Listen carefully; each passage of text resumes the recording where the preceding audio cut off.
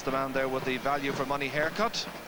Jimmy McGuinness playing in his 16th championship tie this afternoon. First played senior championship against Laois in '94. So a chance for us now to check on the teams. And Meath were aware that they were most likely to have to replace Graham Geraghty in their half-forward line. A month's suspension is his punishment for being sent off 2 weeks ago. Nigel Nestor is the man they've named at wing forward. But Meath, of course, always capable of surprise or two. They left that vacancy atop of the right. As you see, it's gone to Martin O'Connell. But I would expect him to play in defence. Possibly Donald Curtis going into wing-back and Colm Coyle maybe up at corner forward this afternoon. In all, Meath are able to start with 12 of the team that finally got the measure of Mayo in last year's All-Ireland final replay. And it's a shame, but this afternoon on the bank holiday weekend, it's very damp here. And they're in the front steps of the newsstands, as it's still called. They need the brollies. The old adage of not fixing it if it isn't broken has been uppermost in the minds of the Kildare selectors when they sat down to pick their team. It's the same combination that started out 2 weeks ago. The chief injury concerns were Glenn Ryan with a thigh strain, Willie McCreary with an ankle injury, and Declan Kerrigan has been troubled with a toe infection. There is experience aplenty in the full back line, with Davy Dalton and Sos Dowling having a combined age of 68 and 41 championship appearances between them for the Lily Whites. So the teams then well supported, as you always expect here on big match day, and every possible vantage point has been taken up. And it really is a shame, as we said just before, that the lower tier there in the newsstand is very open, subject to rain on a bad old afternoon. And the Artane Boys Band taking the opportunity to use the long coats this afternoon. Meanwhile, up on the canal end, that's very much Meath territory for the afternoon, for this early throw-in match, which is now just a matter of a couple of minutes away. It's the 23rd championship meeting between the teams. They've each won 10, and the others were drawn. Brendan Riley there has had a fantastic record in recent times in the scoring stakes. Tommy Dowd there. Tommy this afternoon is playing his 34th championship game. Agus Anish, the four in Ixhasab. Agus Auron Levian.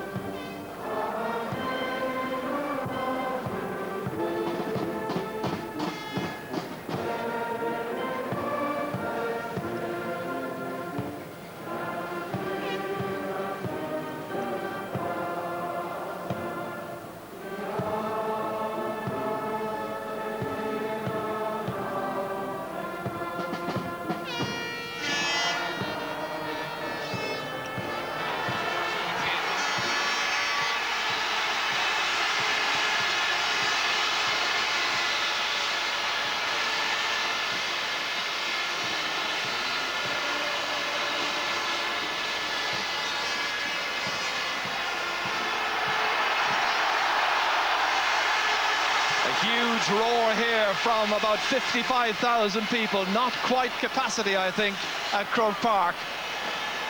Up on Hill 16, that's where the touring Kildare people have gone.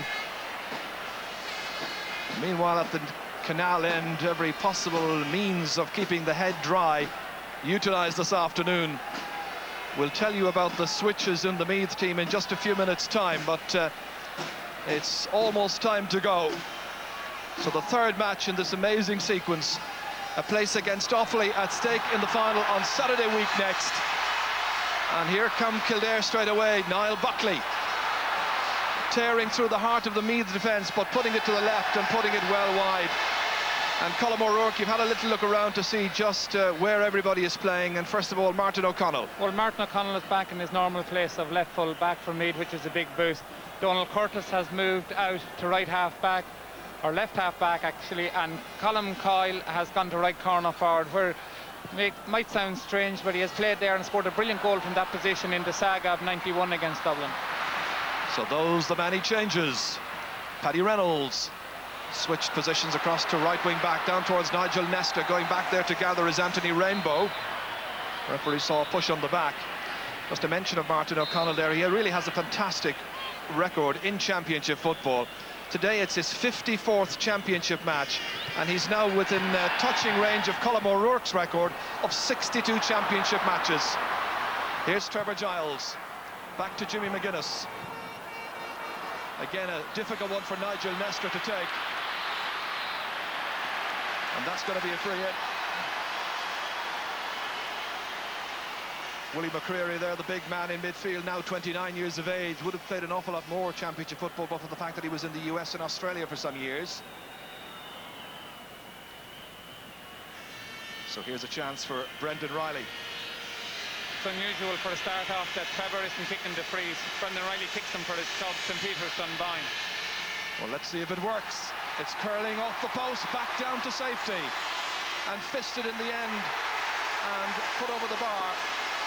But the referee, I think, is cancelling the score because he'd blown his whistle. I don't think the point counts. Though it doesn't count. Referee busy right from the very start. Well, Brendan Riley is a very good free taker. Ball hits the post. Colm Coyle in the square, or gets the ball off his man, punches the ball over the bar, but the referee had given a free out at that stage. Back down towards Brendan Riley again, but Glenn Ryan gets there first. Willie McCreary playing that ball neatly out. Kildare, of course, have this habit of trying to play very short football, and attractive when it works out, but irritating to the fans when it falls short of its target. That's Martin Ryan over there. And the linesman, who's Pat Fox from Westmeath, has given that ball to Kildare.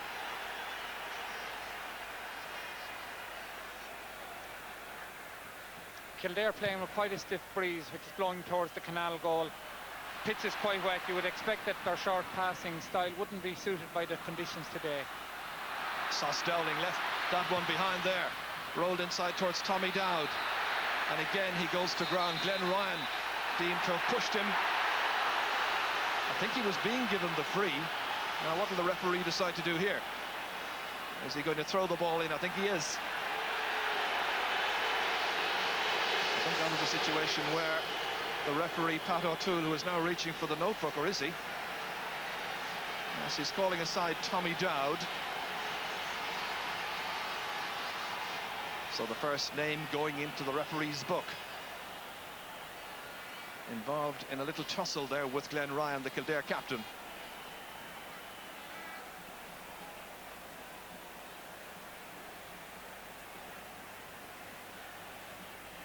One man having to watch this match from the stands this afternoon, the suspended Graham Garrity.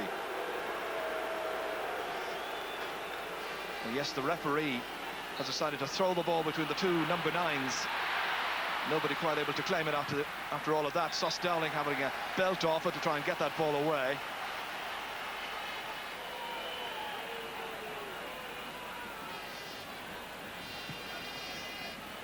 Willie McCreary trying to G up the team. Niall Buckley, the kicker of the free. Broken down there by Tom Harris. Belted away in the end by Enda McManus. Ken Doyle was trying to take it for Kildare. Instead, it's Ollie Murphy. Over the head of Sauce Dowling. Tommy Dowd after it. Glenn Ryan patrolling as well. Well taken by the centre half back. Out to Niall Buckley. Linking up with Declan Kerrigan. Willie McCreary. They tried to seek out the full forward who was pushing. Referee indicting Martin Lynch. Down quickly towards Brendan Riley. Did well just to keep that ball in play, and Davy Dalton. And it's Nigel Nestor who has elbowed Davy Dalton, the number 3 on the ground. Nigel Nestor wasn't too pleased with the initial challenge. This is what happened here. Brendan Riley just about keeping it in. A good shoulder from Davy Dalton, but in doing so touches the ball. Referee or linesman gives the ball to Kildare. Referee now is coming along, and Nigel Nestor goes in late. Referee going to boot Nigel Nestor. So numbers 11 and 12 now booked for Meath. And the rain continuing to team down here. Most unpleasant. That's 2 balls that were going in for Meath that they're now going to lose, with Tommy Dowd getting booked the first time, Nigel Nestor this time. I'm sure the referee, strange that he's allowing the sideline kick to be taken like that. Trevor Giles back from Enda McManus. A gap in there towards Brendan Riley. 22 metres out, off the post the second time. Down to John McDermott and fisted over the bar this time. John McDermott, the point taker. At last, they get off the mark. Well, it's taken 6 minutes for that first point to come. Davy Dalton failed to pick up Brendan Riley after that sideline incident. A good ball in, and it should have been a point, but John McDermott very determined to get forward today after playing poorly in the last 2 games, and does the sensible thing, takes a punch time. So Meath make the better start. Niall Buckley hauled down 65 metres out. Colm Coyle back there almost as a third midfielder. Coyler has it again. Meath have the free towards the unmarked Tommy Dowd. Glenn Ryan slow to get to him.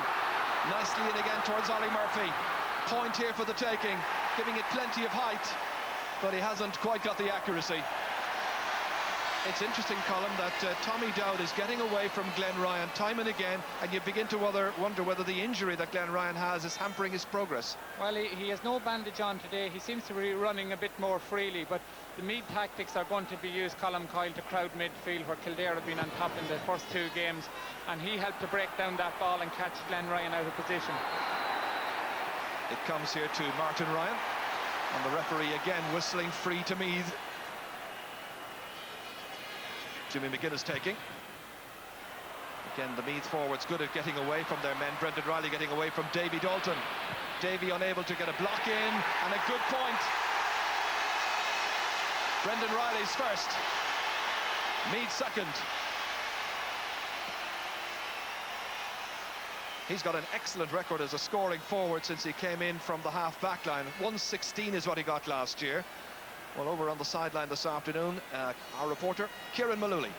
Good afternoon, Ger. As indeed Colm O'Rourke has just mentioned, that Colm Coyle causing considerable problems for Mick O'Dwyer. Mick has been doing 2 things. Firstly, trying to get his half forwards, Eddie McCormack, Declan Kerrigan and Tom Harris, to stay out of the play and go back up the field, stop crowding midfield even further. And secondly, he's been appealing to Willie McCreary and Niall Buckley to let the ball go long. No more short passing. Well, that bears out, I think, what Colm was saying a little while ago because of the breeze this afternoon. Wonder it is favouring Kildare first half. Tom Harris thought about the pass, was then closed down, fouled, free to Kildare. I think the Meath backs will be quite happy to see Kildare kicking the ball rather than running it as they have done for the first 2 matches, but in the conditions at the moment it just doesn't suit the Kildare style of short passing, and with Colm Coyle around the middle of the field, it seems as if that's going to be a very congested area. So Meath will be hoping to get the ball forward to Brendan Riley, who has beaten Davy Dalton for the first 2 balls and got 2 chances, which hasn't happened in the 2 matches so far. Niall Buckley, man of the match in the last 2 games. It was a good kick, but it didn't quite have the accuracy. Second wide for Kildare in this match. He really is a wonderful footballer, Niall Buckley, playing in his 14th championship. So far he's scored 2 goals and 53 points in the 13 previous games.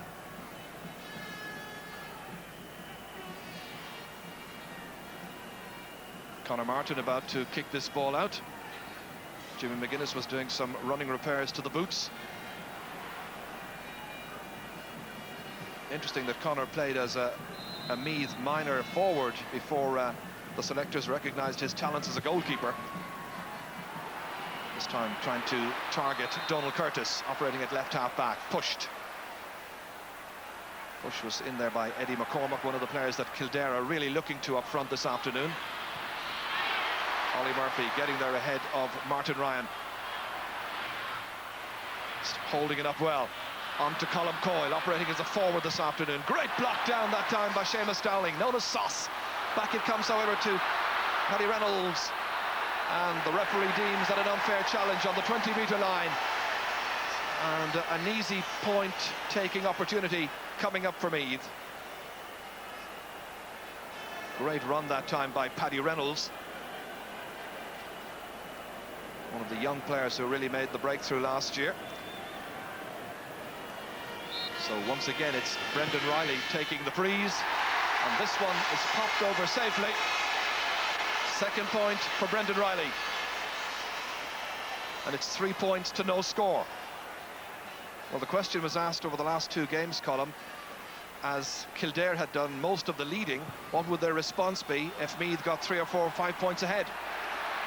Yes, that's going to be very interesting now, because Meath are playing against quite a strong breeze, but I think they've started much more aggressively than the previous two matches, and they've clamped down on all the short passing around the middle of the field that Kildare have been doing. This is Eddie McCormack. McCreary knocking it outside there to Seamus Dowling, up in the attack, promising move. Declan Kerrigan was on the ground, referee saw some contact, and a free from 20 metres. John McDermott not prepared to yield an inch to Declan Kerrigan. Now, is that a Kildare face or a Meath face?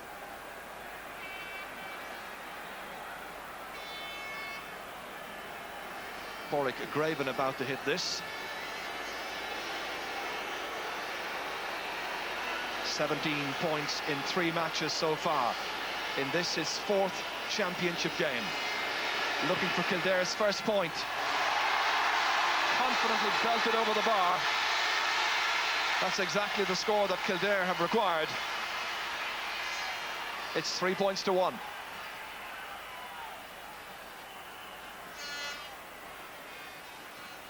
So a fairly drenched looking Mick O'Dwyer there, who's absolutely addicted to this game of football. John Crofton nearest to us here, and the other selectors there in conclave as well. Jimmy McGuinness going on challenge for that one. Challenge coming in from Declan Kerrigan when McGuinness couldn't hold it. McManus outside to McGuinness once more. He started much more positively this afternoon. Was a virtually anonymous figure in the last game. Colm Coyle. Lovely lob ahead towards the man inside. I thought John McDermott would be the one to get that. Instead, it's Davy Dalton who got there first. And Davy got a little friendly tap into the ribs for his troubles. Paddy Reynolds couldn't hold what Martin O'Connell can. Here's Trevor Giles playing deep. Last year's Footballer of the Year, waiting for O'Connell to come up in support. On towards Tommy Dowd, challenged by Glenn Ryan. Not much space to manoeuvre in. Here comes Paddy Reynolds. Again, the Kildare backs virtually chasing their Meath forwards. And that a very unfair challenge, the referee decides, by Willie McCreary. Player who had to go off in the last match because of an ankle problem. And the referee is calling across the Kildare midfielder. And McCreary's name is going in the little black book.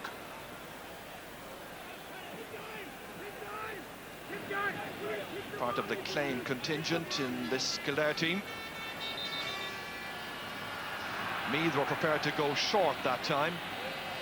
Brendan Riley again making a good run away, and in fact he's come out to take the free now. They have the option of going short to him.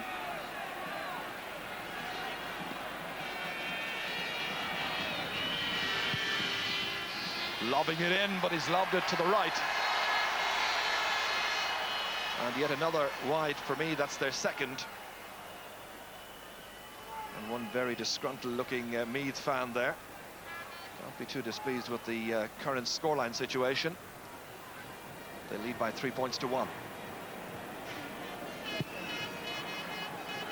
Christy Burns kicked to the centre of the field, fisted back down by Jimmy McGuinness. Tommy Dowd here.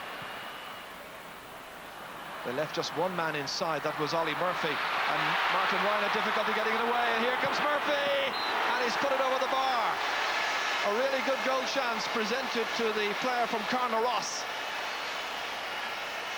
Applauded by the Meath fans on the canal end. But that was a wonderful movement by Meath. They isolated a man inside. Yeah, Tommy Dowd again getting a lot of breaks around the middle of the field.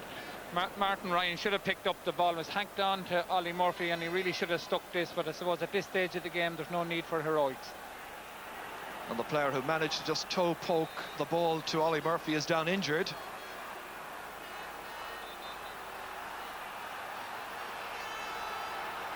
Now real concern for the injured player. Did you get a view of who that might be? But I think that's Brendan Riley. He went in on the ball, pushed it into Ollie Murphy, and in the process has got himself an injury. Real concern now for Brendan Riley. This is what happened again. Martin Ryan has made it uncertain start here. Riley went in there. Well, it's Davy Dalton in on Brendan Riley. Brendan Riley again showing his bravery, going in on the ground on that one, getting his fist to the ball and creating a score, but in the process taking a knock. But it wouldn't be anything new. Brendan Riley, always one of the bravest players that ever put on a Meath jersey. We might have some further news from the sideline now from Kieran Malooly. Yes, indeed, Joe. Considerable concern about Brendan Riley. Initially, it has to be said, there's been a the concern sending was off. raised by Davy Dalton himself, because it was a late tackle. That's no doubt about that. That's what it concerned the referee. Davy Dalton was a little late. And having the minute Brendan Riley hit the sod, as it were, Davy Dalton was the first person to put his hand into the air and called to the Meath bench for attention immediately for the player.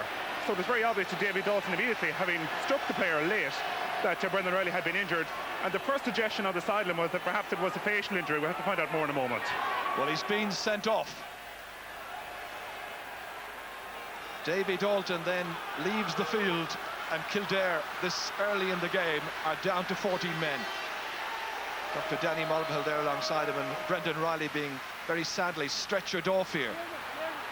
So far, no indication that Meath have brought on a fresh player. Well, that is a sensational development. Reynolds kicking it down again towards Ollie Murphy. This time opting for the point himself, or trying to get so, but Niall Buckley got a block on it. Well, Kildare started this campaign by losing 2 men in the opening 10 minutes of their game against Laois, down to 13, and they came back and they won it. Now they have a long way to go, playing with just 14.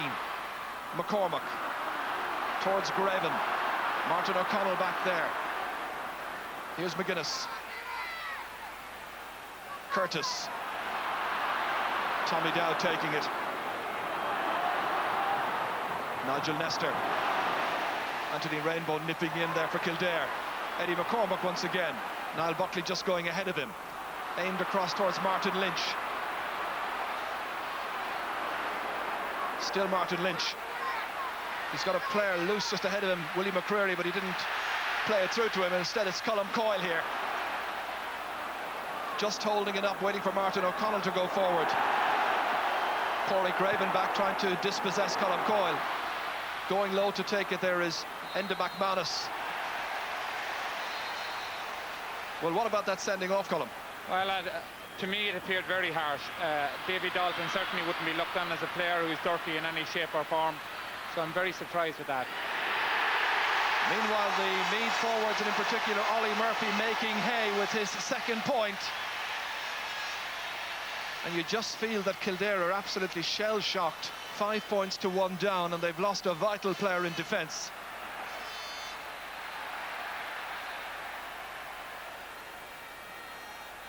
Colm Coyle over there trying to battle for that.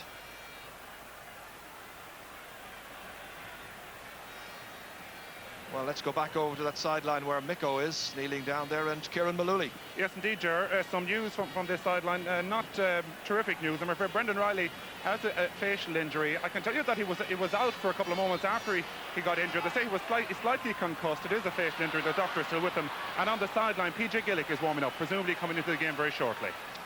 Well, Meath have this opportunity then of bringing in a fresh player and getting their complement up to 15 once again as Paddy Reynolds goes forward. This is a good run.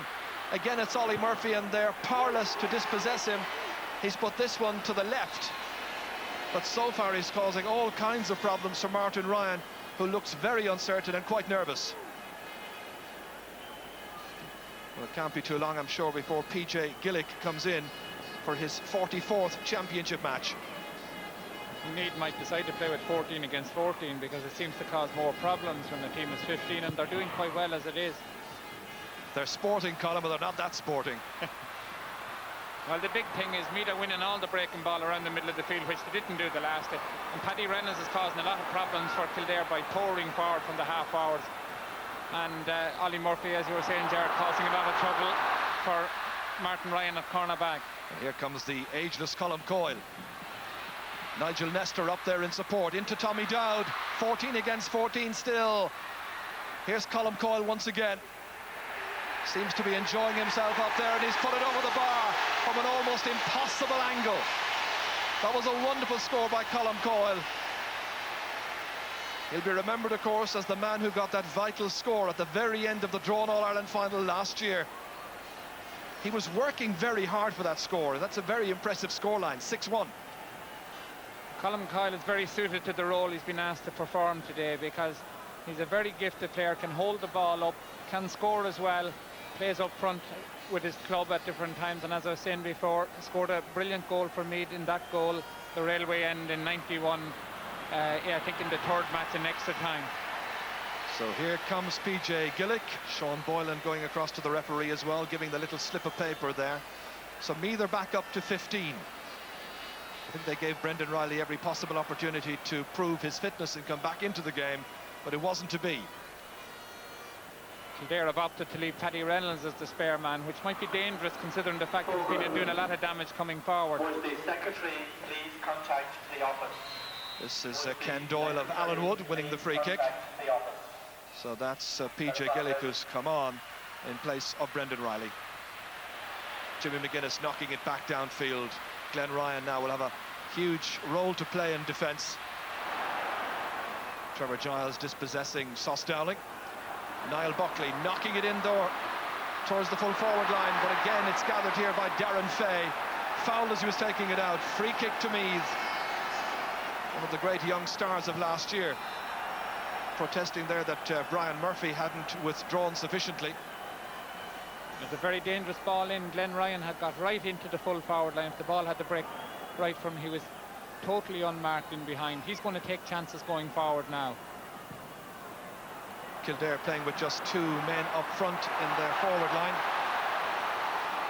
Martin Lynch has been brought right back in towards defence. John McDermott meanwhile picking out Tommy Dowd. Good ball inside. Again, it's Ollie Murphy. Always showing for everything. And he's got a third point. Well, Sean Boylan was just remarking to me before this game how the loss of Barry Callahan from last year's team was a huge loss. But this afternoon, the man who's replacing him is having a blinder. Yes, and he's showing out in front for everything. Always is a good scorer. Gets the ball in those sort of positions. He's excellent off left and right. It's looking very ominous for Kildare. And that after just about 23 minutes play. Kerrigan with the free kick. Touchdown there by Brian Murphy, the man from Bishopstown in Cork who has transferred to Kildare. Well, 10 years ago it was a couple of Kildare men who transferred to Cork, and there was wonderful success for the next 7, 8, 9 years.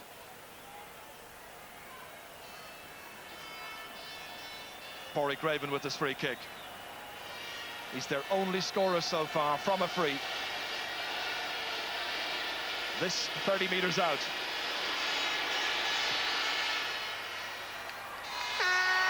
Finding it perfectly. Second pointed free then for young Pádraig Raven, and it's 7 points to 2.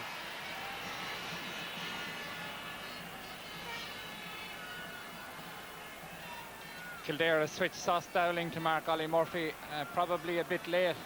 Interesting to see the Kildare response now. They haven't really been behind like this in any of the games so far. Meath have had to struggle from behind, so Kildare have the added problem now of being a man down as well. They've got another free kick. Glenn Ryan thought about the short one to Martin Lynch. Well, kicking it into no man's land. Paddy Reynolds. Jimmy McGuinness, always being available. Towards PJ Gillick. Ken Doyle taking it out for Kildare. Fouled. Free to the Lily Whites. Niall Buckley to take it. This time trying to link up with Pádraig Raven. Martin O'Connell is his marker. Here's Declan Kerrigan. Lobbed nicely ahead here for Anthony Rainbow. Of course, had a spell in the forward line against Nigel Nestor, who had a spell in the backs. All ends up being a kick out for Meath. Place, of course, against Offaly at stake here. They've had a long and patient wait to see just who would be opposing them in this year's Bank of Ireland Leinster final.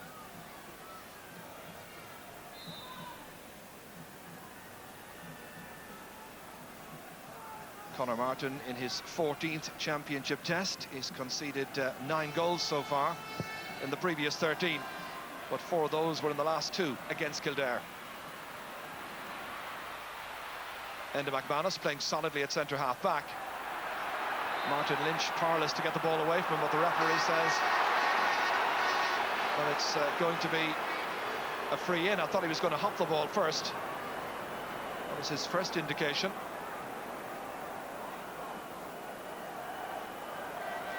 Kildare will take everything that's going their way, and once again it's Pádraig Raven that they look to.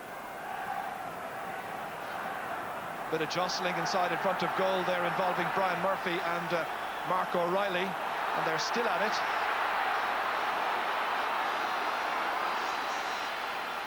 So this row, which had a simple beginning, quickly defused. And the umpires were right alongside it, so had a perfect view. And the referee calling across Brian Murphy. There he was involved with was Mark O'Reilly. So 4 bookings now, and a possible 5th coming up. Mark O'Reilly, who's a student at Tralee RTC. Sigerson Cup star, of course, as well. So 2 bookings at once there. Pat O'Toole from Longford, our official today, very busy.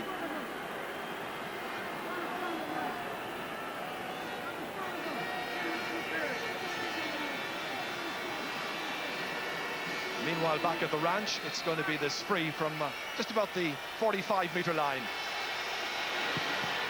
Going low this time. Enda McManus has it from Meath. Big roar from the Meath following. That's fisted away by Martin Ryan there from Colm Coyle. And it'll end up being possession for the Leinster and All-Ireland champions.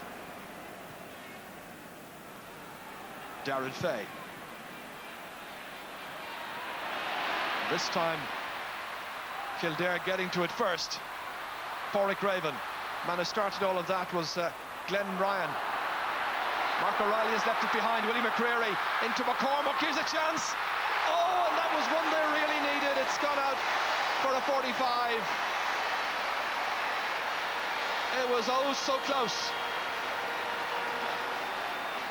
Excellent work there by Conor Martin. This is it again. A mistake by Mark O'Reilly. Ball on to Willie McCreary, on to Eddie McCormack. And a brilliant shot and a great save from Conor Martin. Kildare really needed that one, but Kildare are sort of abandoning defence in the half-back line. They're pouring forward, and in a game like this they need to get the game totally disorganised so that an extra man almost appears lost in it, and I think that's what's going to happen. Glenn Ryan now is pushing forward at every opportunity. They've pushed Anthony Rainbow up into the forwards and brought back Tom Harris. And once again, remember that Paddy Reynolds is the free man with no marking responsibilities for Meath, as Buckley hits it and pops it over the bar. Nicely struck there by Niall Buckley. All of Kildare's scores have come from frees in this half, and it's 7 points to 3. Well, in spite of the Meath supremacy in the first half, and with just about 5.5 minutes to go to half-time, you feel they should be further than 4 points ahead. But then that wonderful save by Conor Martin, and but for that, there might be just 2 points in it.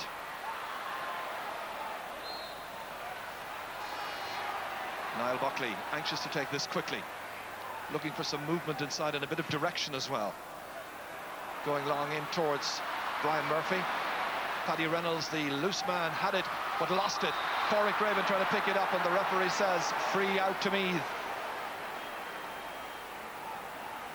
They go quickly out to John McDermott, their team captain, and he carries it over the sideline, and Martin Lynch wants it away from him quickly.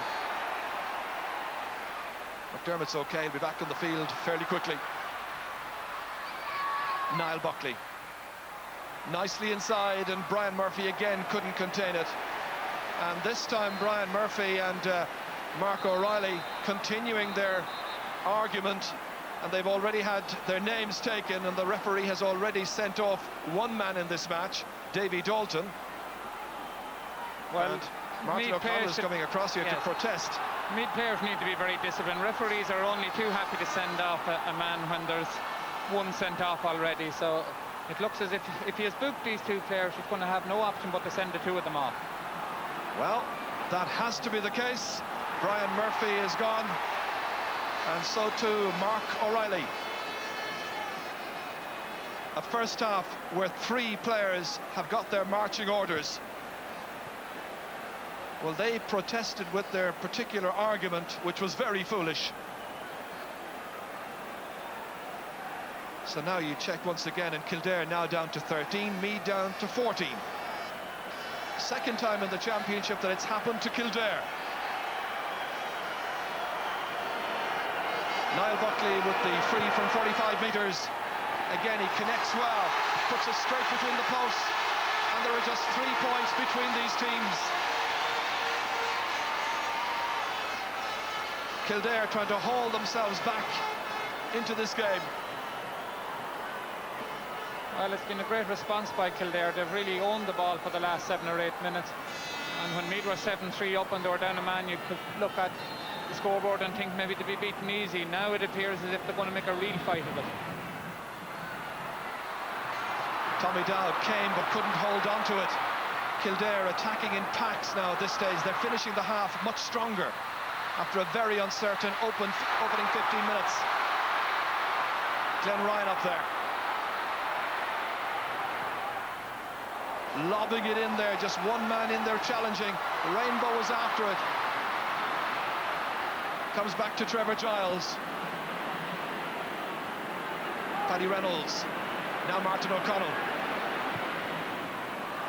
Straight at Martin Lynch.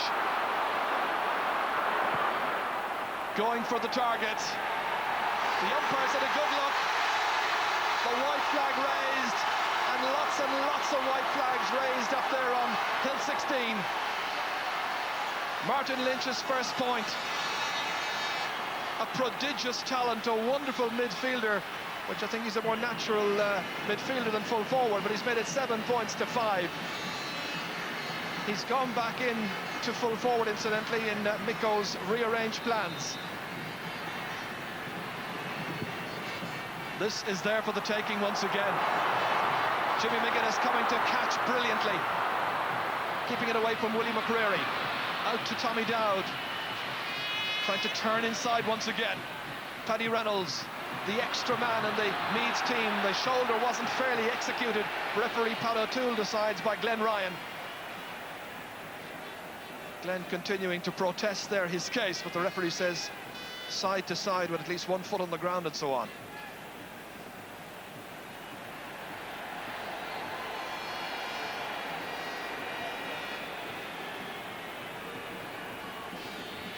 So with Brendan Riley now off the field, injured, Trevor Giles takes up his responsibility as free taker once again.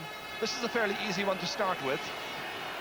This can put 3 points between the teams again.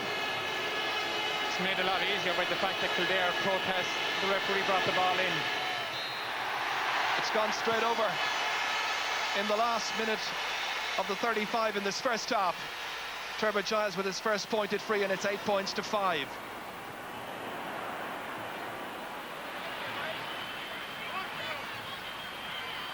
Anthony Rainbow. Seamus Dowling. Up towards Pádraig Craven, can't hold on to it. Lots of players letting the ball slip this afternoon. It's very greasy. Here comes Niall Buckley, looking for a late score here.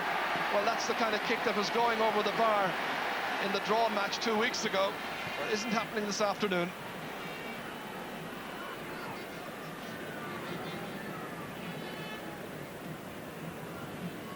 Four wide so far against the Kildare team, but they were a great deal more guilty, I think, in a way, at the end of normal time 2 weeks ago. I think they had 15 wides on that occasion. Enda McManus, dropped again by John McDermott. PJ Gillick, the referee, says free to Meath. And again they go to the man who hasn't anybody marking him, Paddy Reynolds. Skids right through towards Ollie Murphy, a real match winner this afternoon if ever there were one. Fouled by Sauce Dowling, taken quickly inside for Tommy Dowd, and that goes off a Kildare player and has gone out for a 45, Meath's first of the match. I think it was Willie McCreary who was back there. I think that Meath would have been much better off to take a point here. A safe point. Instead of that, Ollie Murphy takes the free to Tommy Dowd, who blasts for a goal, and they end up with a 50. But no need for going for a goal in that situation. A point would have been nice just before half-time. And it was Tom Harris, indeed, who was the last line of defence there, bar Christy Byrne. So coming up, Meath's first 45. Trevor Giles going short to Enda McManus. Back to Jimmy McGuinness. Looks a very good kick. Kildare protesting, but the umpire had no doubt. It's Jimmy's first point in this game, and that young fan there is absolutely delighted, because Jimmy, in injury time at the end of the first half, has made it 9 points to 5.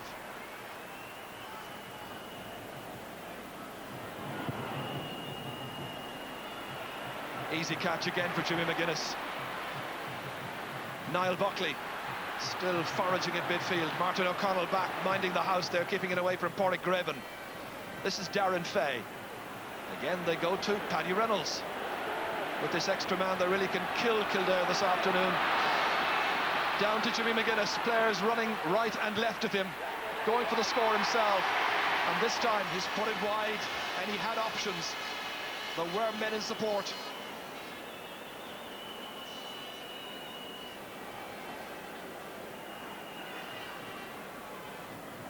We're into our third minute of injury time. Nico Dwyer has been through all of this before. It was an amazing first half. It didn't have the fluency of 2 weeks ago, but 3 men were sent off. Davy Dalton, Mark O'Reilly and Brian Murphy. Ollie Murphy scored 3 points. He was the best forward on view in this match so far. And Meath, with the extra man going into half-time, are in a dominant situation. It's Meath 9, Kildare 5.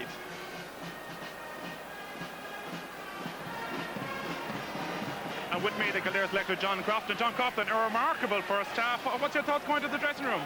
Well, we're down a man initially, and there are 2 further players sent off, so we're still down 1. We're more space in the field now, and we're just going to have to get in and win more of the breaks. We haven't been winning ball that's broken in the middle of the field. We got back into it there with a few quick points. We conceded a few before the break, so we've a lot of work to do in the second half. It certainly seems as if clearer crowd in the midfield, more and more so now with the missing men. You're obviously trying to crowd affairs. Well, we can't allow too much space to develop there. They've got 3 or 4 very good scoring forwards, so we have to be mindful of that as well. At the same time, in the second half, we've got to get very quick, direct ball into our full forward line. John Crofton, thank you very much. Thank you. Yes, well, I suppose, as was always going to be the case in this third meeting of the side, a tense 35 minutes of football there, peculiar 35 minutes as well. Difficult to know what to make of it, except one thing: this game is still up for the winning. We'll talk about that first half after the break.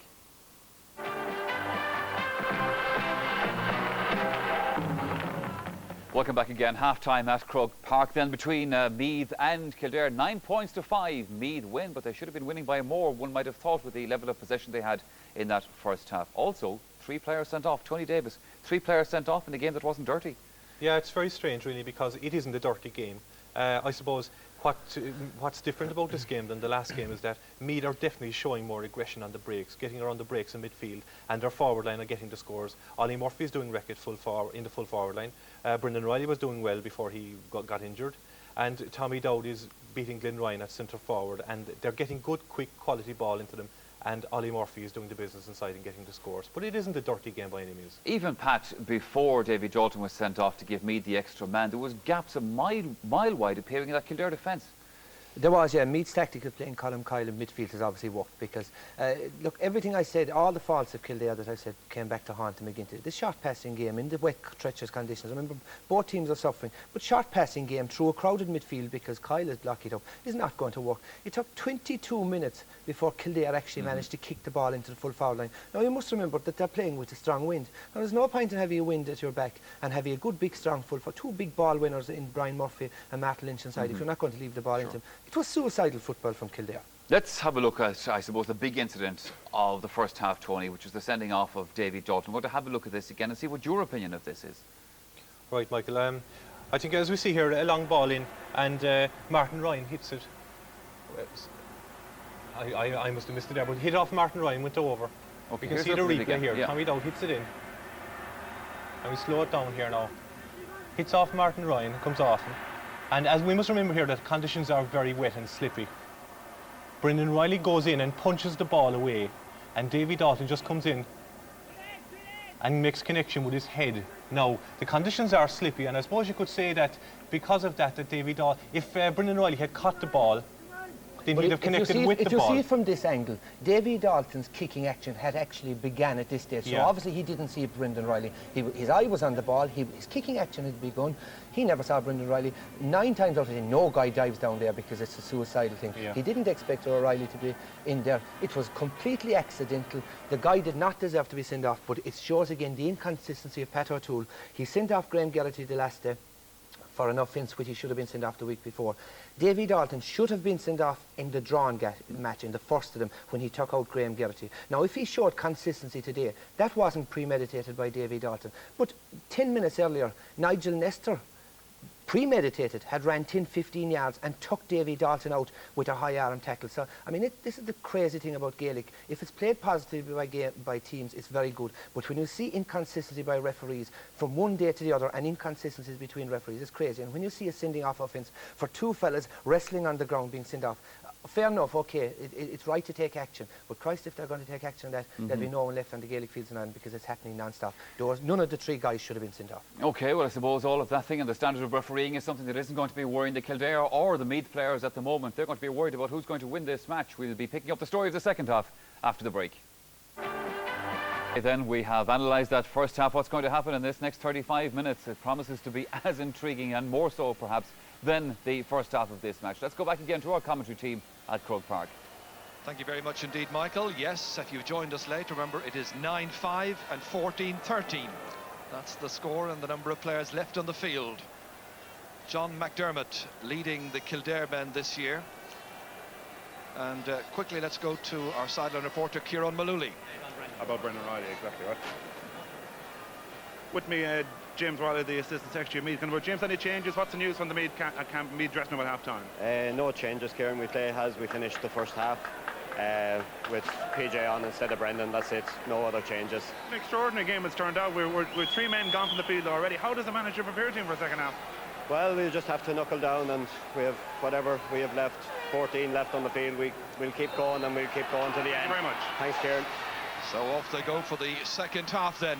Trevor Giles facing back towards his own goal. Paddy Reynolds, will he continue to be the man without a responsibility for picking somebody up? Enda McManus, good solid performance in the first half. This is the man who came on for Brendan Riley, PJ Gillick. Trying to go through. A nice little 1-2 with Paddy Reynolds, just goes ahead of him, and Glenn Ryan is back there minding the Kildare house. Anthony Rainbow. Young army man who's playing in the wing this afternoon, held by Colm Coyle. Very quickly taken to Glenn Ryan. On to Ken Doyle. The man available in the overlap is Tom Harris. Down towards Willie McCreary, touched inside, waiting for somebody to come in a run inside. Martin O'Connell pressurised. Pádraig Graven's in after it, and it's stopped on the line, but the referee is in there, and it's a penalty. A foot trip, the referee decides. Darren Fay is in there to protest. Happy fans on the hill. So a penalty coming up for Kildare, and that just after a minute's play in the second half. Well, again, I think this is an extraordinary decision by the referee. Kildare certainly need a goal, I think, to win this match. I think at the beginning I was saying that their policy of running the ball short probably would be the wrong one. Now they have no option because they're against the wind and the man down, so they must run with it. But I don't think that was ever a penalty. Yes, it looked a very strange decision, but Eddie McCormack is the one who's taking the responsibility. Pat O'Toole of Longford, a central figure in the drama this year between Kildare and Meath, just like Tommy Howard was between Dublin and Meath back in '91. Here's McCormack. This is an important one, and he's put it over the bar. It was a golden chance. Not much delight there among the Kildare selectors. Well, Eddie McCormack was obviously going for a goal, but a point is better than nothing, I suppose, for Kildare at this point in time. It's narrowed the gap. 3 between them. Conor Martin's kick out. John McDermott fists it back. The referee says there was a little bit of holding there. It'll be a free downfield. Niall Buckley to take it. To Pádraig Graven. The return there for Declan Kerrigan. Lobbed in towards Martin Lynch. Just got a touchdown in it there for Anthony Rainbow. Plays for the gloriously named Suncroft Club. Difficult, awkward angle. Too awkward on this occasion. Interesting that he's prepared to go up and join in the attack there. It's all hands to the pump where the Kildare effort this afternoon is concerned.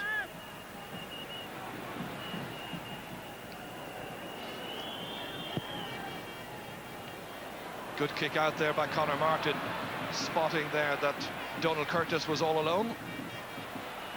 Up towards Ollie Murphy, caused so much bother to the Kildare defence in the first half. Here's Glenn Ryan. Back to Seamus Dowling. Sauce, as they call him. Tom Harris. He's gifted that one there to Jimmy McGuinness. Bit of work for Colm Coyle to do here against his new marker, Martin Ryan. Ryan was in all kinds of bother in the first half against Ollie Murphy. Sauce Dowling. Niall Buckley. Tom Harris next. Kick down to just one man in there. It's Pádraig Graven against Martin O'Connell. O'Connell will not be outfoxed easily.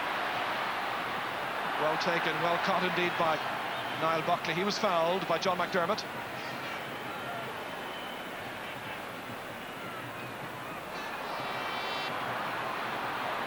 Ken Doyle bending his back there to take that one, was shouldered in the back then. And the referee belatedly awarding the free kick.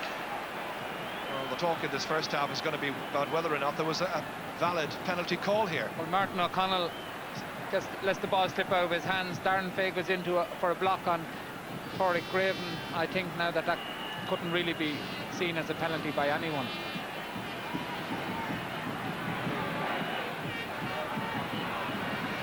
Well, the Kildare people, I'm sure, will protest that there was a valid trip. The referee certainly thought so.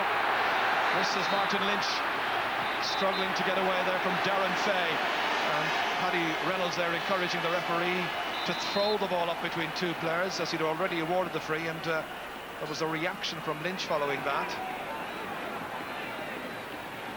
So the responsibility falling on the shoulders of Pádraig Graven once again. Certainly for a young player, he's shown a fine sense of maturity in all of his matches so far, and a keen appreciation, I think, also of the responsibilities that he faces. Breeze has died down a little. Swinging it in, and between the posts. A vital kick that by Pádraig Graven. His third pointed free. Kildare, showing spirit and determination, have now clawed to within 2 points of the Leinster and All-Ireland champions. And still amazingly, of all their scores this afternoon, Kildare, I think, just 1 point from play, that by Martin Lynch in the first half. The 13 men are certainly causing Meath problems. Here's Martin Lynch, challenged by Paddy Reynolds. The tackle next coming in from Colm Coyle, and the referee says, unfairly so, Meath ready to take the ball away, for what he seems to say to the linesman.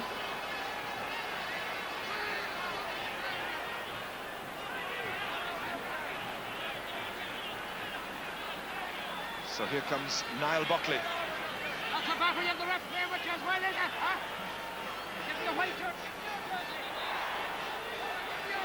Will he opt to lob this one in? Will he go for it? He's going for it. And it comes off the post. That's the third time the ball has come off the post down there. And that particular post, I think, as well. Meath struck it twice in the first half. And just while there is a little lull in play, let's go back to Kieran Mullooly. Yes, indeed, Ger. Expect some changes on the Kildare side very shortly, because number 24, John Finn from the Clane club, has been worn up. Normally plays in defence for the Lily Whites. Expect to see him coming on in the next few moments. Donald Curtis has it from that free. Tommy Dowd playing deep, dragged down by Niall Buckley. Free swiftly kicked across to John McDermott. Nigel Nestor is just ahead of him on his left, now moving across to the right. Tracking back as well was Declan Kerrigan of Kildare. This is Nestor with the kick. And he's blazed it well to the right.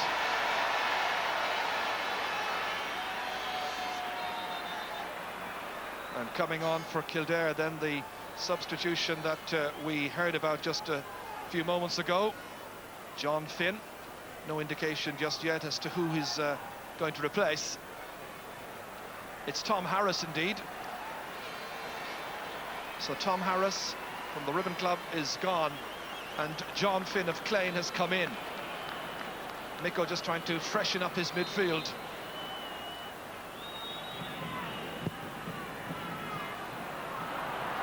The jumper is in midfield, leave it down, and Tommy Dowd nearly had it, toe poked back by Trevor Giles as far as Enda McManus wrestled to the ground after all of that. And the Kildare player looks to have done himself an injury. Could be Declan Kerrigan. Concern on the face of Mick O'Dwyer, man who led Kerry magnificently during the 70s and 80s to 8 All-Ireland final successes. That was Declan Kerrigan going down and struck the knees onto the Croke Park turf.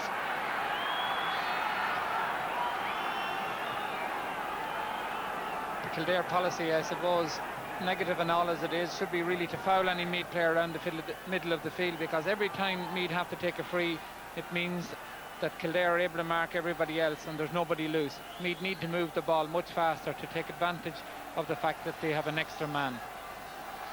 Still a bit of concern as Ollie Murphy's in there trying to exchange in conversation with the umpire. The umpire now trying to attract the referee's attention. Declan Kerrigan is okay. The umpire still with his arm raised. The referee now spotting it. Jimmy McGuinness is taking the free, but the referee, I'm sure, will say to him it has to be taken again.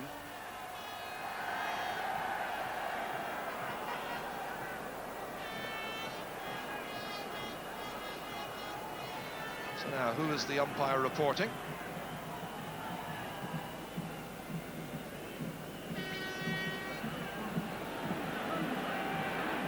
The referee is looking for somebody. I seem to remember something similar happening in the Dublin-Meath match all those years ago. Colm, Tommy Hard was the busy man that day. That's right, he couldn't find Keith Barr that day. That's the guy. You nearly think that the referee should know everybody at this stage. Well, he's looked around, but he hasn't spotted anybody, and the free is now going to be taken by Jimmy McGuinness. Just going to the right.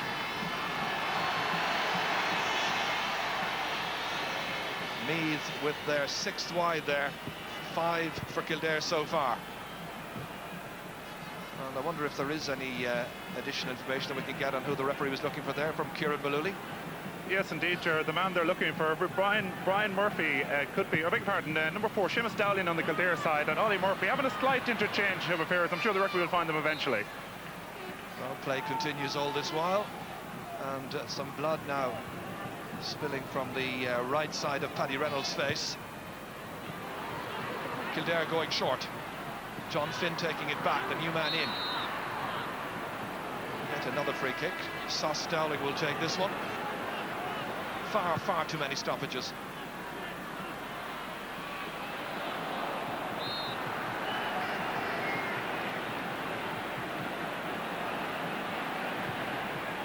Belted infield. Trevor Giles tries to touch it down, but it's Declan Kerrigan who's there. Glenn Ryan playing it outside here to the left-hand side to Niall Buckley and protesting to the referee that he was stripped. And the referee has indeed blown the whistle. Free downfield for Kildare. Ken Doyle linking up with Martin Lynch. Still just 2 points between the teams.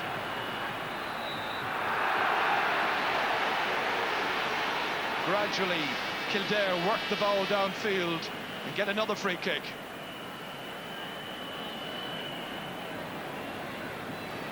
That's the face of Niall Buckley there, who'll be the free taker. 2 points so far for Buckley in this match. both of them coming from frees, 1 of 45. Well, this is just inside the 45-metre line.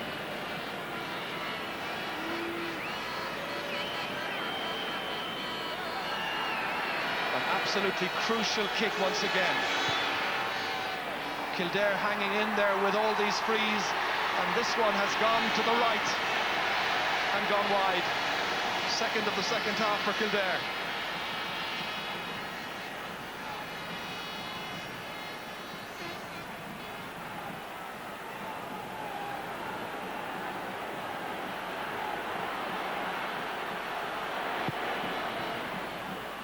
Paddy Reynolds again is the target, and again he picks it out. Curtis, nice ball outside here to John McDermott. In leisurely fashion, taking it forward. Here's Trevor Giles, on towards PJ Gillick, has a man in support, that's Tommy Dowd, spotted him well. And he chips it over the bar, that's a fine score by Tommy Dowd. Meath's first point of the second half, coming after 13 minutes. And a delightful one at that. John McDermott setting it up, but good vision as well by PJ Gillick. Great flick by PJ Gillick to put Tommy Dowd through an awkward angle inside of the right foot. A great point. 10 points to 7. The All-Ireland champions have had their noses in front throughout this match. This is aimed towards PJ Gillick again. Wasn't a particularly good pass, but he made it his. On to Trevor Giles. Well, last year those kind of ones were hopping over the bar for him. And this year at least he'll be remembered for that last late point that he got in the original match. Colourful scenes up on the canal end.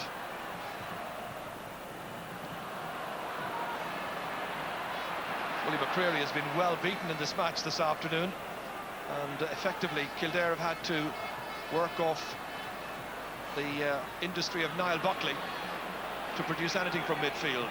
That's John Finn. Graven was his target. Leinster got there first. And again the referee has whistled. Kildare wanted to make a point to the referee that there's an injured player. Kildare's Martin Lynch in need of attention. The referee now spotting it. So many things happening in this match.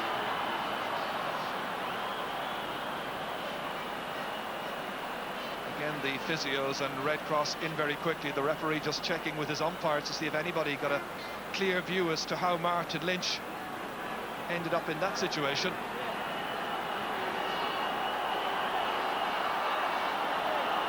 The referee's again trying to clarify it with his umpires. And the referee is now calling to him John McDermott.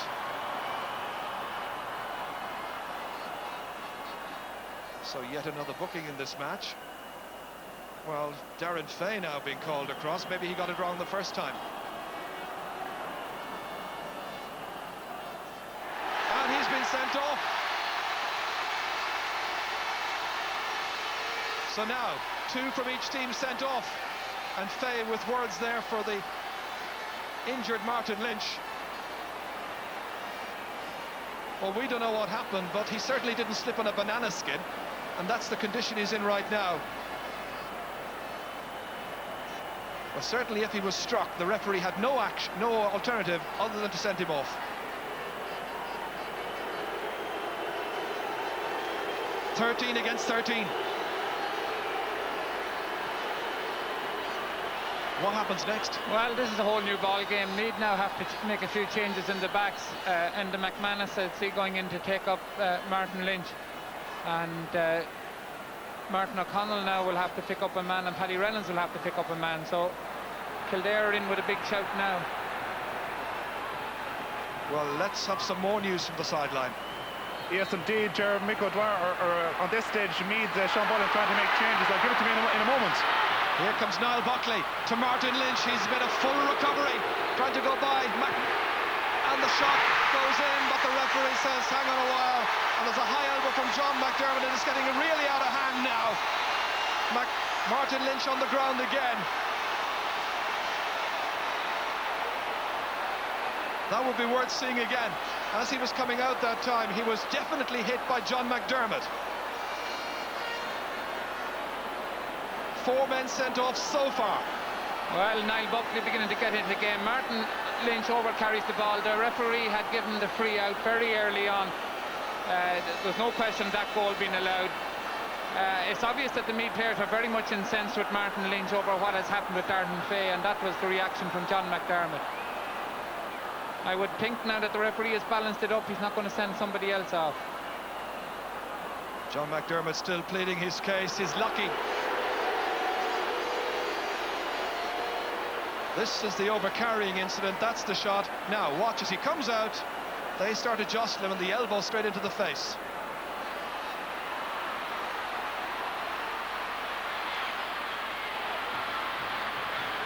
Here's McGuinness. Suddenly Martin O'Connell was trying to remind Jimmy McGuinness, we're playing the other way. I know we've only got 13 against 13. Up to Ollie Murphy it comes. Tripped, still goes forward, does well to hold his balance, and he's put it in the back of the net. A goal and 3 points for Ollie Murphy. 19 minutes into the second half. Delighted Meath fans. They could have been a goal down at the other end. They could have been another man down. But in the next attack, the very next attack, look how well Murphy did to hold his feet, retain his balance and composure, and slot it past Christy Byrne. It's a magnificent goal.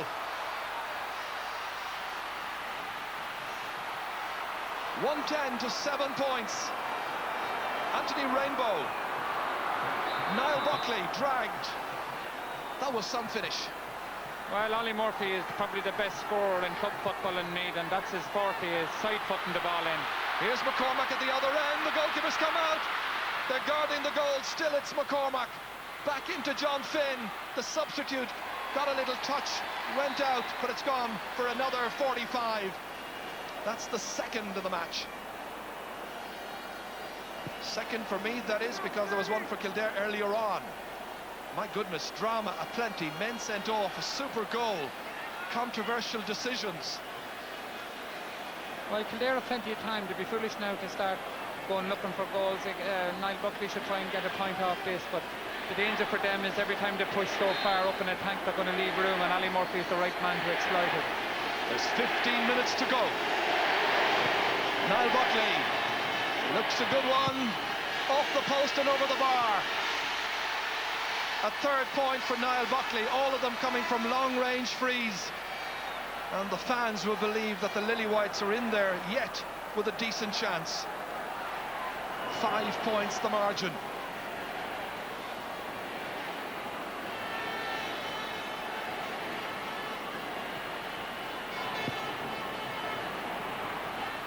Just looking through the Kildare score sheet this afternoon, again, only one of their scores has come from play. The free taking of Niall Buckley and Pádraig Graven keeping them in it. And of course that penalty by Eddie McCormack that went up and over. Nicely in there by Declan Kerrigan. McCreary onto Niall Buckley. They come again looking for more. Eddie McCormack. He's given it plenty of height. Martin O'Connell's in under it, so two of the Kildare forwards. Out it comes towards John Finn. Nigel Nessler's trying to pick it up. Back out towards Eddie McCormack again. Dramatic action in front of the Meath goal. And the backs hold on. Colm Coyle back around the half-back line. A restructured Meath formation now. Both sides having to make alterations. 13 against 13. Tommy Dowd wants to take it quickly, but it's going to be a Kildare ball. Ken Doyle back to the centre half back. This is Rainbow, the other wing back. Martin Ryan just ahead of him, he holds it up. Kildare showing plenty of patience in their approach here. Into McCreary. Nicely back towards Doyle again, but he fumbles. Trevor Giles with a great kick ahead to Tommy Dowd, who's stolen a march there, and Glenn Ryan, who now gets back goal side. Just two in the attack, two backs as well. Murphy against Dowling, the goal scorer going for more. Falling down, tripped, and a free from 13 metres. But what a performance of that man. Is delighted, I'm sure, at the showing this afternoon of Ollie Murphy. But the intelligent approach play of Kildare to get themselves out of trouble that time, with a wonderful kick ahead from Trevor Giles for Tommy Dowd, and then the two-man attack causing consternation. Well, I suppose that sequence of play sums up the difference in style between the two teams. Kildare with a very laboured, short passing style, trying to get forward. Meath break up the attack. One long kick from Trevor Giles, a brilliant pass to Tommy Dowd, sets up what should be a fairly easy point now from the free for Trevor Giles. 2 frees taken, 2 points scored by Trevor Giles. All this while the Leinster and All-Ireland champions are building up their own confidence, and they lead by 111 to 8 points.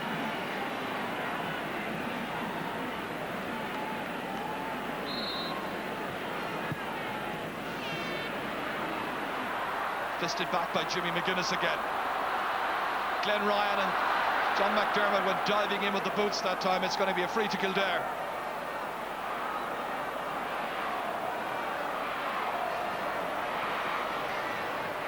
Seamus Dowling.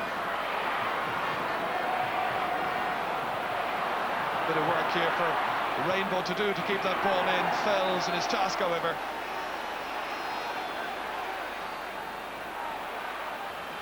Colin Coyle is in a real hurry to take it. I think Trevor Giles saying, hang on a while, we're in front, and there's only 11 minutes to go. More and more it begins to look like an Offaly versus Meath Leinster final this year. John McDermott. PJ Gillick. Donald Curtis next in the line. Paddy Reynolds trying to take it inside Declan Kerrigan, feeding it back to Gillick. Nigel Nestor. Kerr had a very good game in the opening match of this championship for Meath against Dublin. Donald Curtis kicking. Well, I think Meath will be just happy now to keep that ball up that side of the field and remain in a dominant situation. If it's to be Offaly versus Meath, it would be their first Leinster final meeting since 1973. They also met in 1967 in the final. That's a great catch by John McDermott. Nicely on there for Nigel Nestor. Ollie Murphy's in after it, troubling Christy Byrne, but Byrne did just enough. A challenge then from Tommy Dowd, and again trying to do the sensible thing well, trying to put it over the bar, but this time just getting the direction a little wrong.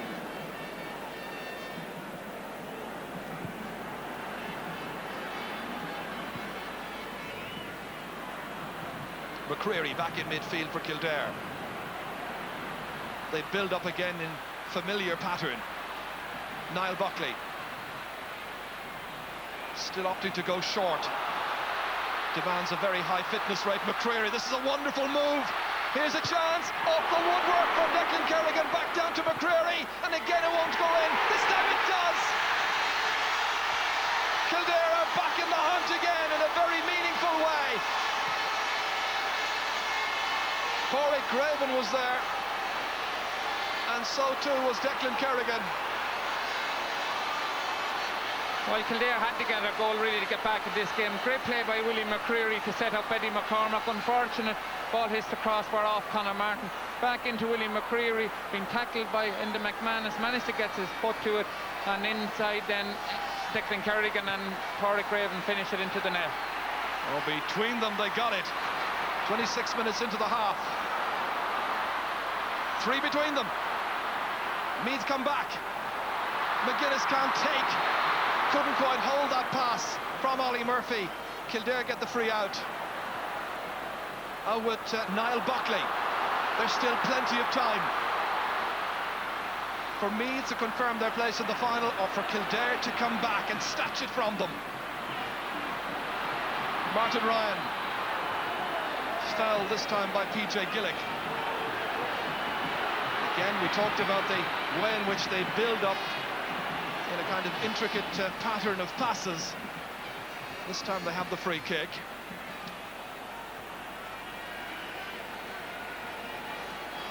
Big difference there, I suppose, for that goal. There was no Darren Fay around in the middle of the Meath defence, and it was very obvious, a big hole there, and there has been on a few occasions. So Kildare have a chance of getting another goal if they're able to move the ball fairly quick.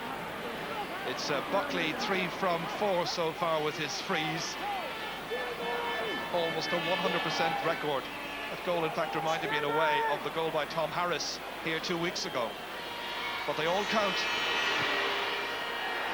That's very well struck. He's a wonderful free taker, one of the very best around right now. And Niall Buckley has now put the team's, Micko's team, within 2 points of the champions.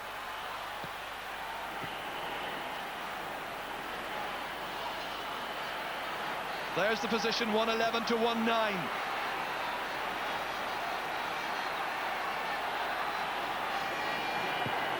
Familiar running style of Conor Martin before taking the kick out. Possession now, absolutely critical.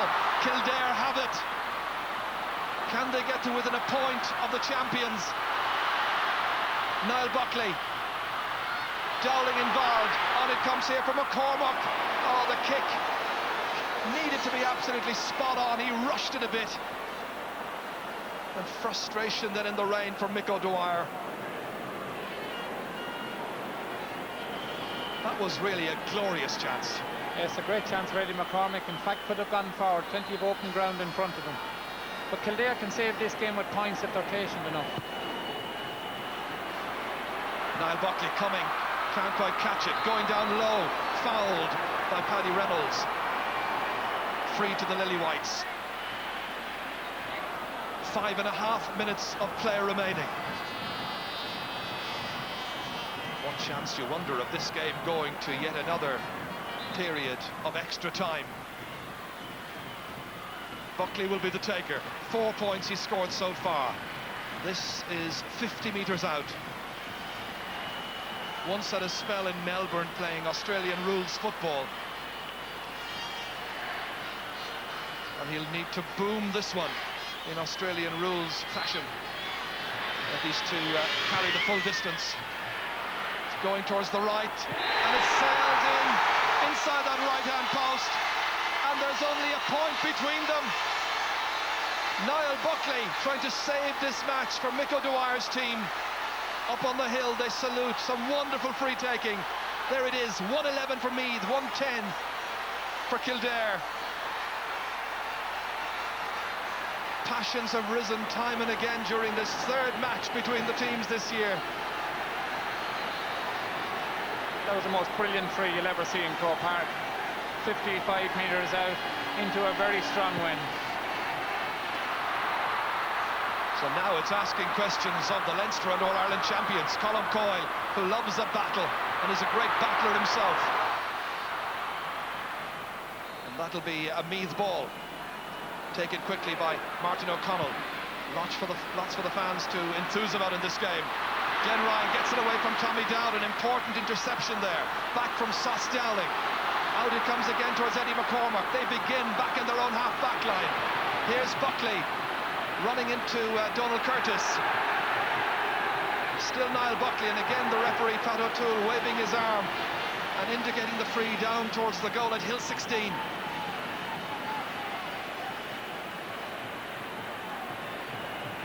I thought Mick O'Dwyer was going to take that free for a second. He has the ball over there directing operations.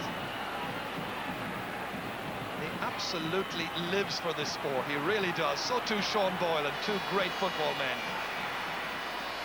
And two men who've been managers, of course, for such long time. John Finn kicking this one. In towards Martin Lynch. The back's fisted out. Picked up here by Trevor Giles. Paddy Reynolds was an option just ahead of him. He goes for Nigel Nestor instead. Now towards Paddy Reynolds. And Niall Buckley looks absolutely shattered. Didn't even make a run for that one. Reynolds up towards Tommy Dowd. 45 metres out. Back to John McDermott again. 3 minutes to go. I'm just looking at Niall Buckley out of picture. He looks absolutely out of breath. Paddy Reynolds. Plenty of Kildare men around him. No free kick awarded by the referee. Curtis belting it, and not for the first time, belting it well to the right. Meath with 10 wides, 6 for Kildare. They could be very costly wides yet. A point in it then. Just over 2 minutes left. Meath looking for a late chance. There's 2 footballs on the pitch. Ollie Murphy with the real one has knocked it over the bar in very convincing fashion. He's got a goal and 4 points. And Jody Devine has just been sprung from the bench. The hero of 2 weeks ago with his 4 points. It's 112 to 110. Ollie Murphy directing operations down there with Jody Devine, the number 20.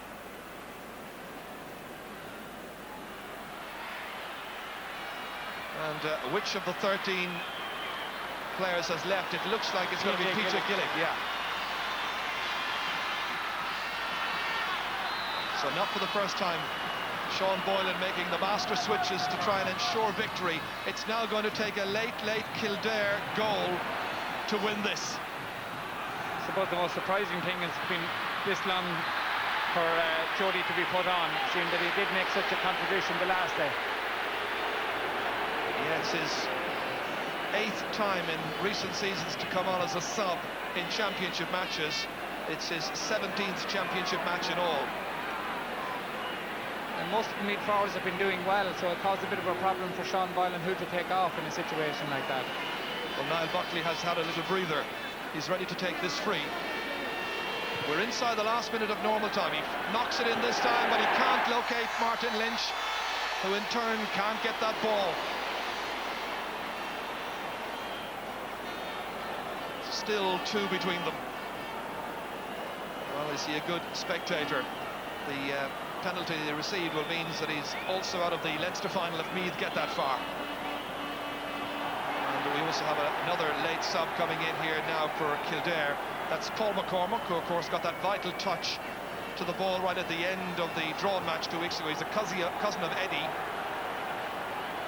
And the player going off is Pádraig Graven. Kildare feel that they don't need Pádraig Graven for frees anymore, I suppose. They must go for a goal. Well, they need a couple of big men inside in front of goal to try and get possession and turn it into the back of the net. That's their only chance at this stage. John McDermott, the team captain for Meath, will take this free kick. 3 men to target. One of them, Jimmy McGuinness. He's got 2 men inside. Tommy Dowd calling for it. Cross it comes towards him, but he pushes. And in any case, Kildare get the free and away they come. 20 seconds into injury time. Meath leading by 2 points. Martin O'Connell with it, not for the first time. Protest by the referee, to the referee rather, by the Meath players.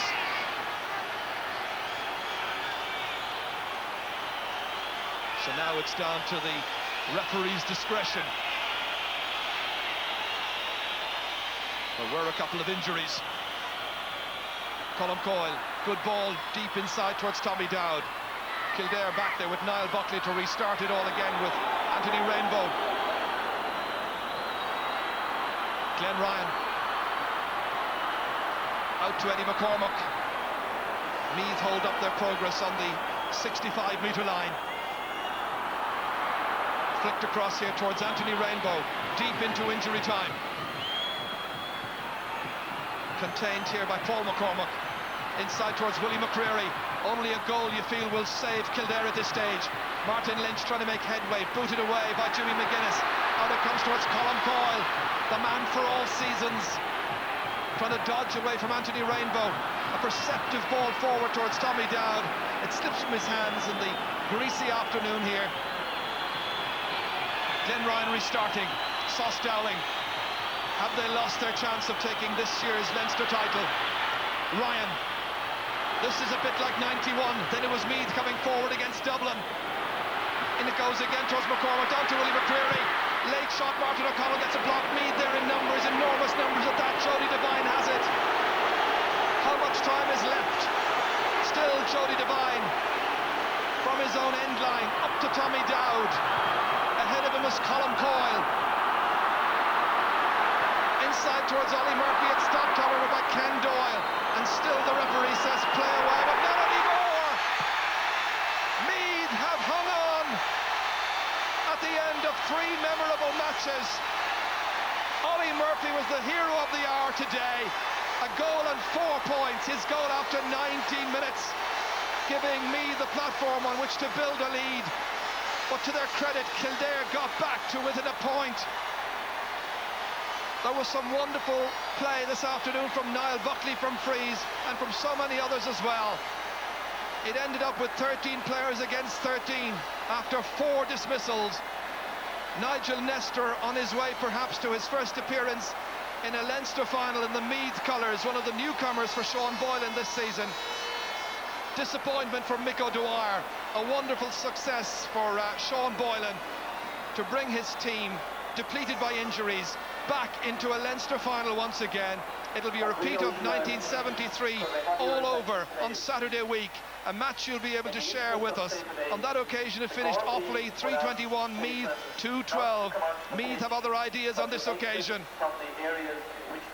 And the final score here, Meath 112, Kildare 110.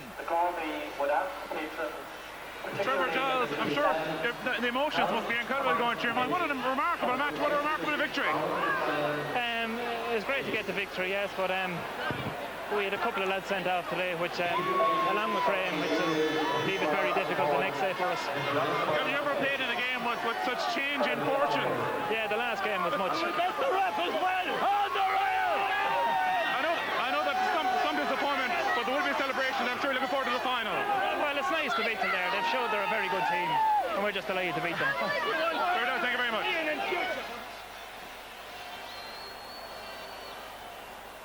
Yes, what an extraordinary game of football it turned out to be in the end. Tony Davis, I suppose, it would always promise to be something different, and it certainly was. Very different. Drama upon drama, really, Michael. Football overall was poor. I think the person that took centre stage all right through was the referee and Ollie Murphy. Yes. And I think the referee nearly get man of the match if Ollie Murphy. I don't know if man of the match would be entirely appropriate, but Pat Spillane, every credit to Meath out of this. I mean, they really once again showed the stuff of champions, I suppose. Yes, they learned from the previous 2 days. They made better. They cancelled out midfield, or probably won midfield this time.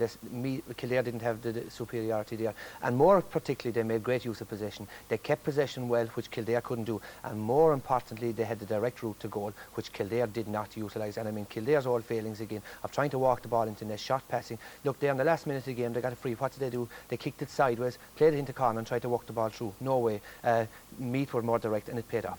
In so much, Tony, as Ollie Murphy was celebrating there, punching the air, obviously, proud of what he had done and proud of Meath's success, Kildare will look back at this game this evening and know that they really didn't play. They didn't really. Only for the free kicks, I don't know what they scored for play, but it was very little. Niall Buckley got some brilliant frees around the field. But as Pat said, they're all failing. They've reverted back to what they were before they came in to this year's Kildare championship. got 1 point from play, and they had no speaks. pattern whatsoever. Like, they had 2 big full forwards in Brian Murphy and Martinage, and why the hell, with the wind, didn't they kick the high balls in there and play off the breaks? Meath did it the whole time. Meath work hard for each other, chase every ball. When they win it, it doesn't matter how they get it into the full forward line. They just get it in there, and it's up to them to win it inside. And they had smaller men than Kildare today, and Ollie Murphy and Brendan Riley when he was on, and Tommy Dowd as well. Yes. They really worked hard for every break and took their scores well when they had the opportunity. And on a day, Pat, it has to be said that people like Trevor Giles was having a quiet game. Presumably he had some little nag or pull of an injury, but didn't really play. And yet he was there at vital times. He was there at vital times. There in the end, when a long ball did come into the Meath square, who was there to pick up the ball but Trevor Giles? And one thing you can be certain, as opposed to Kildare players and a lot of Meath players, Giles will never waste possession. Great vision, great distribution. Yeah. And he walked it up all the way, and they got a score on the other end. And that was the difference between them. Like I said, Meath kept possession, Kildare threw it away. There must have been something wrong with him, Michael, because in fact he didn't take the first free. Brendan Riley took that. Like, he would have taken all those frees on another day. And even because there must have been something wrong with him, he still played a very good game. Right, gentlemen, well, one issue of the day has been solved already. Meath into the Leinster final now against Offaly. What about the other big match of the day, the Connacht football final between Mayo and Sligo? That's coming up after the break.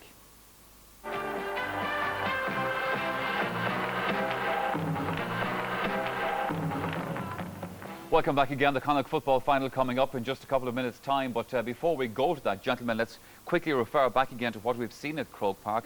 A day full of incidents, sending off incidents, fellas sent off, fellas that weren't sent off that maybe should have been, Tony. It was difficult to keep track at times. It was really, and Graham Geraghty up in the stand looking down at it must have been fairly sick today, because some of the incidents that fellas weren't sent off for today, they should have been, and some of the fellas that were sent off should have been still playing. It started off in the first one where we saw earlier on Davy Dalton going in for the ball. And if eyes on the ball. Yeah, and he, as Pat was saying earlier on, he started his run from a way back. Now, and the wet conditions and stuff like that, there was no way he should have been sent off for this. And I know Brian Murphy for years down in Cork playing football, and like that's not even a booking incident.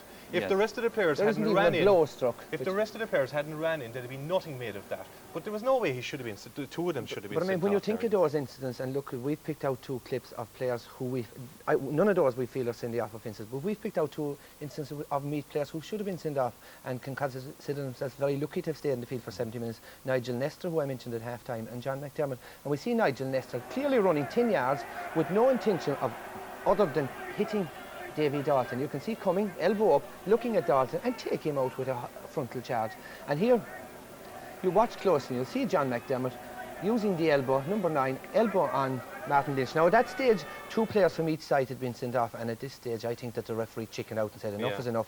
The book's balanced, we're not going to. And what happened after that? Meath went up the field and scored the goal. Now, McDermott, just after that incident, twice he was pulled up for personal fouls after. So there is a personal foul rule in the game. It's not being implemented. We had too much stop-start stuff there, too much fouling, too many fouls going unpunished.